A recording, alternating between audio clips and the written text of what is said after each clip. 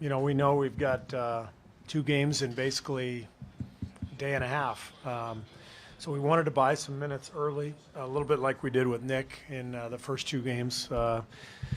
So some of it was just the math behind it. But we kind of like the idea of having the lob threat out there while Steph was on the floor. Thought maybe we could, he could run and transition and get a few hoops early. So we knew it wasn't going to be a long-term, long-minute night, but thought maybe we could get a quick burst. Steve, after game two, we talked a bit about how that really looked like Warriors basketball as you envision it. And tonight, it didn't always. Assists were down and ball didn't move as well. How much of that do you attribute to the Pelicans, or did you guys just kind of forget that? Most of it is attributed to the Pelicans. Their defense was great. They were the aggressors. I thought they brought the force, the necessary force to the game on their home floor. And, these are the ebbs and flows of a playoff series, especially when you get past the first round. Everybody's really good. And there's a team that just swept Portland in round one and on their home floor down 2-0. This is kind of what you expect. So I just applaud them and give them the credit that they deserve, and we got to come back and play better on Sunday.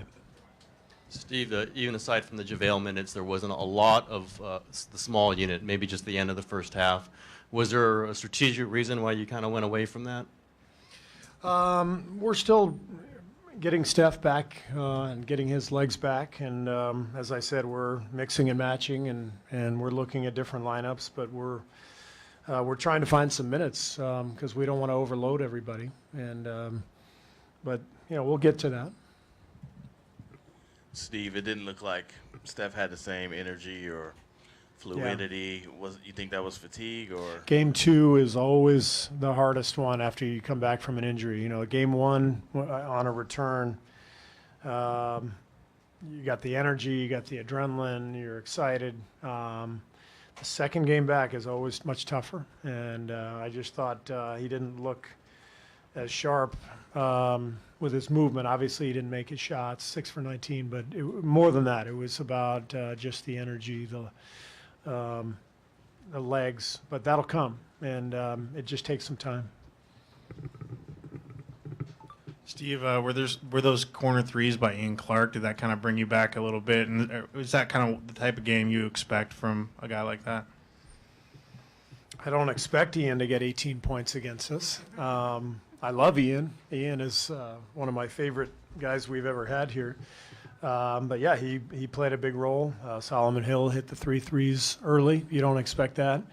And then we let Mirotic get free a couple times in the first half on miscommunication. So, you add all that stuff up, and they go 14 for 31 from 3. That's tough to overcome.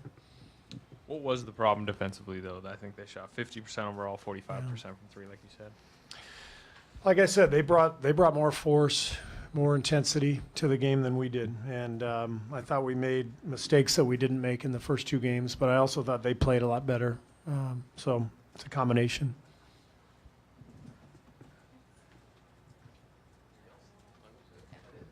Was there a minute restriction on Steph? Looked like maybe about 30. Were you looking at? I was looking at about 30, 32, but that's not based on any medical experts or science. It's just kind of my eyes and feel for, the key is how long of a stretch he plays at a time. That's why I took him out at the 6-minute mark in the first quarter. He got off to a little bit of a slow start. I thought it might give him a little boost if we could get him out for a couple minutes. So it was a unique rotation for him. He's not used to that, but we needed to do something a little different just to try to keep him fresh. Steve, the Pelicans have made significant strides in each of these games, playing noticeably better than they did the previous game. Is that kind of what you anticipate from an Alvin Gentry coach team, for them to get better every game? I anticipate that from any playoff team when you're in the conference semifinals. I mean, you got the best 8 teams in the league left, and everybody's good, everybody's well coached, everybody's talented, and when you get on their home floor, this is kind of what you expect, so no surprise. 21 assists for Rondo tonight. Just how tricky was he kind of trying to corral, letting him shoot, but he also kind of controlled the game at times? Yeah, I mean, that's what he does. You know, he controls the whole game. He's got the ball in his hands, and I thought he was fantastic.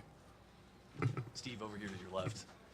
Just curious, what's the biggest difference in Anthony Davis' game in the playoffs this year as compared to 3 years ago? Oh, man, 3 years ago. I can barely remember what I had for breakfast this morning. So 3 years ago, long time ago. But he was great then, and he's great now. So I'm not sure there's that big of a difference, to be honest with you. You know, they have a better team now than they did 3 years ago. I would say that. But like any great player, you know, he's going to get better, and he was forceful tonight and really took it to us and had a huge night. Thanks.